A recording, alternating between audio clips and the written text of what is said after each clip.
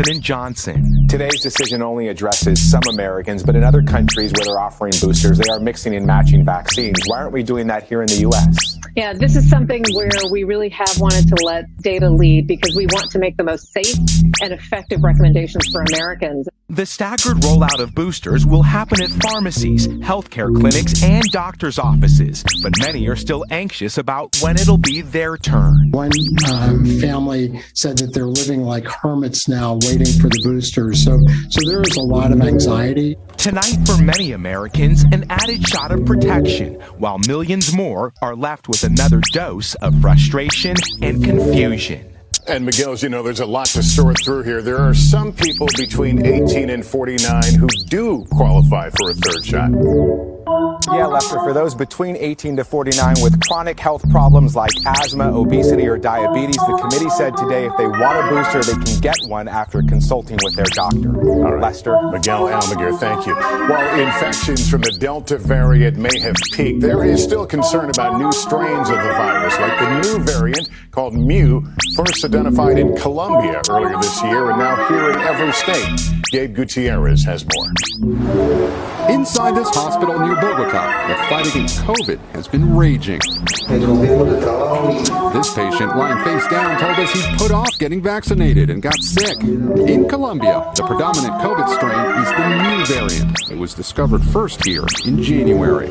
We can conclude that the new variant can transmit 1 or 2 times more than the original variant described in Wuhan in China. Now, Mu has been identified in all 50 states. It's not nearly as contagious as Delta, but several weeks ago, the World Health Organization labeled it a variant of interest. Right now, it makes up less than 1% of COVID cases in the U.S., though experts say it's slightly more common in places like South Florida because of travel to and from Colombia.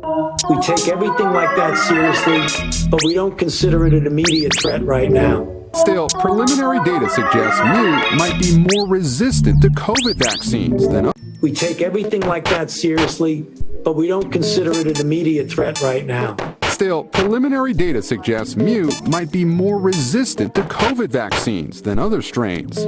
How concerning is that?